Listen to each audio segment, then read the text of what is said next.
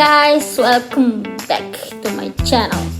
Kembali lagi bersama saya Azizah dari Unibos 2024. Kita akan melanjutkan pembahasan tentang pengetahuan dan ukuran kebenaran. Jadi kemarin itu kita telah membahas definisi dan jenis pengetahuan, hakikat dan sumber pengetahuan. Sekarang kita lanjut ke bagian C, ukuran kebenaran, dan D, klarifikasi dan hierarki ilmu. Nah, teman-teman semua pasti tahu ya kalau berpikir adalah kegiatan manusia untuk menemukan pengetahuan yang benar. Apa yang disebut benar bagi seseorang belum tentu benar bagi orang lain. Oleh karena itu, berpikir adalah usaha untuk menghasilkan pengetahuan yang benar atau kriteria kebenaran. Contohnya pengetahuan tentang alam metafisika. Tentunya alam metafisika itu tidak sama dengan pengetahuan tentang alam fisik. Sebaliknya, alam fisik memiliki perbedaan ukuran kebenaran setiap jenis dan bidang pengetahuan. Secara umum, orang akan merasa bahwa kunci pengetahuan adalah untuk mencapai kebenaran. Namun, masalahnya tidak hanya sampai situ. Kebenaran inilah yang memicu tumbuh berkembangnya epistemologi. Kebenaran adalah sesuatu yang berhubungan dengan pengetahuan manusia, sedangkan dalam artian ontologis adalah kebebasan sebagai sifat dasar yang melekat pada hakikat segala sesuatu yang ada atau diadakan. Menjelaskan kebenaran epistemologis, terdapat 4 teori pokok. Yang pertama, teori korespondensi, teori koherensi, teori pragmatisme, dan yang keempat adalah agama sebagai teori kebenaran. Yang pertama adalah teori korespondensi. Menurut teori ini, kebenaran atau keadaan benar itu apabila ada kesesuaian atau korespondensi antara arti yang dimaksud oleh suatu pernyataan atau pendapat dengan objek yang dituju pada pendapat tersebut. Itu dikatakan benar apabila terdapat kesesuaian antara pengetahuan subjek dan objek. Kebenaran adalah bersesuaian dengan fakta, selaras, dan realitas, serta serasi dengan situasi aktual. Kebenaran dapat didefinisikan sebagai kesetiaan pada realitas objektif. Yang menjadi permasalahan pada teori korespondensi ini adalah apakah realitas itu objektif atau subjektif. Dalam hal ini ada 2 pandangan terkait teori, yaitu realisme epistemologi dan idealisme epistemologis, teman-teman. Epistemologi berpandangan bahwa terdapat realitas yang independen, tidak tergantung, yang terlepas dari pemikiran kita. Juga tidak dapat membahayakan bila kita mengalaminya atau memahaminya. Itulah sebabnya realisme epistemologi kadang disebut objektivisme.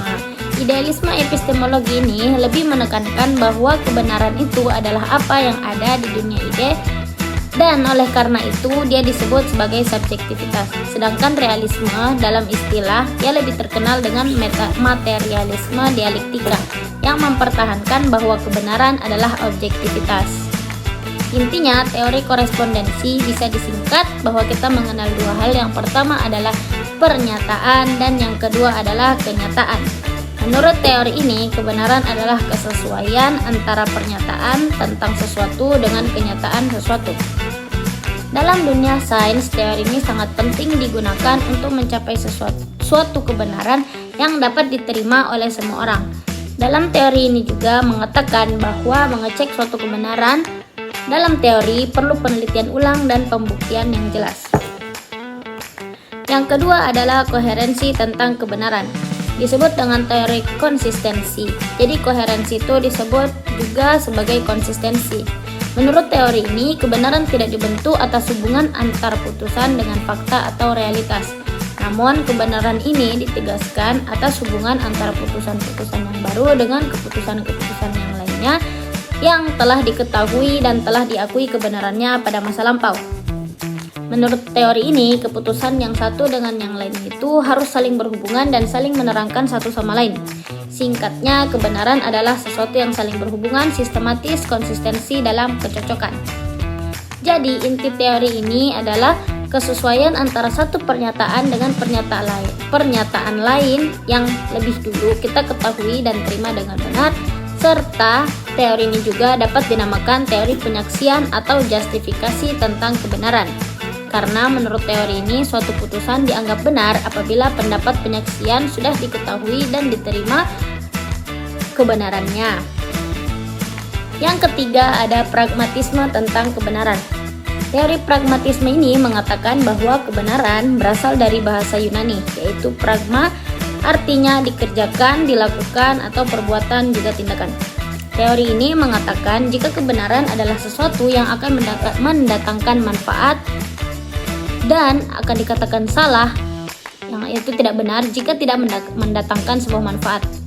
Menurut teori pragmatisme ini, kebenaran adalah jika sesuatu itu telah terbukti kegunaannya, hasilnya, akibat praktisnya yang telah terbukti. Oleh karena itu, tidak ada kebenaran mutlak, yang ada hanyalah kebenaran dalam pengalaman-pengalaman khusus. Dari sini kita dapat memberikan contoh pandangan para penganut teori pragmatis tentang Tuhan menurut mereka. Agama itu dianggap benar karena pengaruhnya yang positif atas kehidupan manusia. Berkat kepercayaan orang akan Tuhan, maka kehidupan masyarakat berlaku secara tertib dan jiwanya semakin tenang. Yang keempat adalah agama sebagai teori kebenaran. Sebagaimana yang kita ketahui, manusia adalah makhluk pencari kebenaran.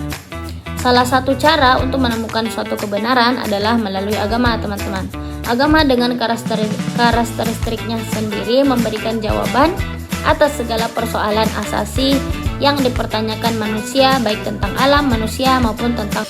Nah, teman-teman, jika penalaran dalam mencapai ilmu pengetahuan yang benar itu melalui pemikiran setelah melakukan penyelidikan dan pengalaman, maka manusia mencari dan menentukan kebenaran dalam agama dengan jalan mempertanyakan atau mencari jawaban tentang berbagai masalah pada asasi atau juga kitab suci.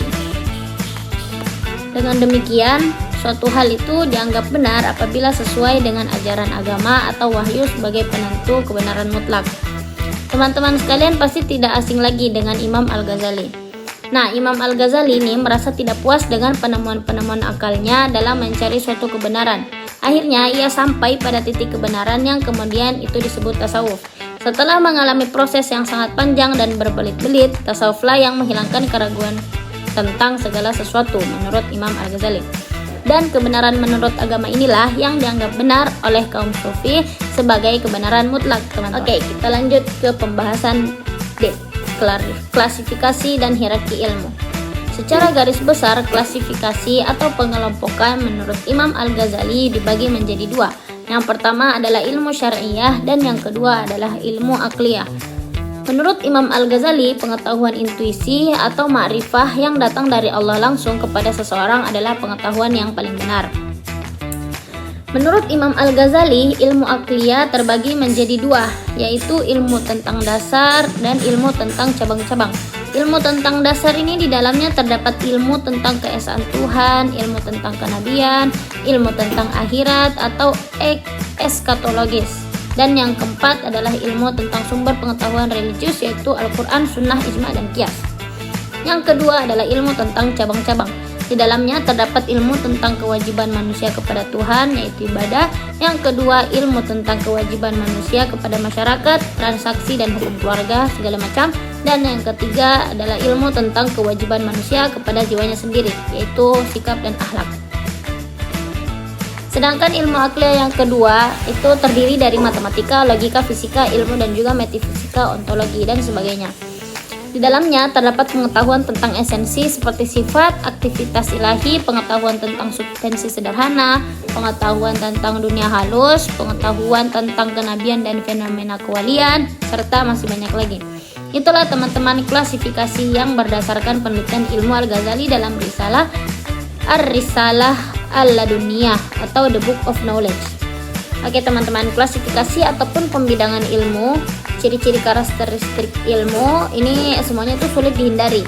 Suatu ilmu itu akan berhenti di suatu tempat namun akan berkembang di tempat yang lainnya juga. Dinamika ini terus berjalan seiring perkembangan ilmu itu sendiri dan terus mengarah pada takaran praktis berupa kemajuan sains dan juga teknologi. Mungkin sekian yang saya bisa sampaikan. Saya harap apa yang saya sampaikan bisa bermanfaat untuk teman-teman sekalian. Kurang dan lebihnya mohon dimaafkan. Sekian dari saya. Wassalamualaikum warahmatullahi wabarakatuh.